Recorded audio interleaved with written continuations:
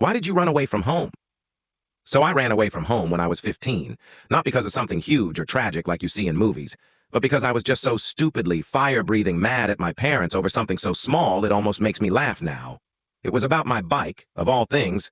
I left it out in the driveway overnight, and Dad nearly backed over it on his way to work. So he stormed inside while I was trying to finish my cereal and started yelling about how I never do anything right, how I don't respect the rules, how I'm wasting space in a house he works too damn hard to pay for. And Mom was right there at the counter rinsing out her coffee cup, not saying a word, just scrubbing that mug like if she kept her eyes on the sink, she wouldn't have to pick a side.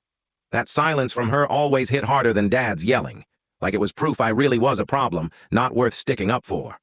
So I yelled back, said I hated them both, said I'd leave if they hated me so much. And Dad barked, "Good," before I could even slam my door. I threw the first stuff I could find in my old school bag. 2 shirts, my phone charger, the $28 I'd been hiding in my desk drawer for months, a half-eaten pack of crackers, and I just walked out the front door like it wasn't raining, like I wasn't shaking so bad my teeth hurt. I made it to the bus stop at the corner of Maple and 3rd and sat there for an hour before the bus even showed, just watching the house lights flicker through the trees and daring myself to go back. But I didn't. I rode 3 towns over, called my buddy Toby, begged him to let me crash in his garage and promised I wouldn't be in the way.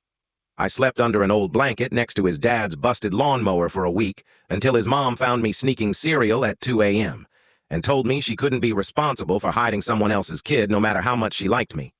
She made me call my Aunt Agnes, my dad's older sister, the one nobody invites to holidays if they can help it because she'll call you out on your cheap wine and your bad haircut in the same breath. She didn't ask questions when I told her what happened, just said, "Sit tight," then showed up in her rattly old truck that smelled like cigarettes and stale candy wrappers. She didn't yell. She didn't even ask if I was sorry. She just tossed my bag in the back seat, handed me a half-warm gas station sandwich, and drove me here, to this dusty old general store on Elm Street that sells cracked bars of soap and canned peaches nobody ever buys. She told me I could sleep in the attic above the stockroom for now if I swept the floors and didn't touch the till. That was 2 years ago. Now I'm 17, still here, waking up every morning to the squeak of that stupid brass doorbell and the smell of stale peppermint and kerosene that's worked its way into my clothes so deep I swear I'd still smell like this place if I ever left. Aunt Agnes doesn't say much, just mutters orders at me like, restock the beans or go fix the sign before the wind blows it off again. But she lets me stay, so I do what she says. Some mornings I stand behind the counter doodling pirate ships on old invoices because it's easier than wondering if my dad ever talks about me, or if Mom ever opens the door to my room just to see if I came home while she was sleeping.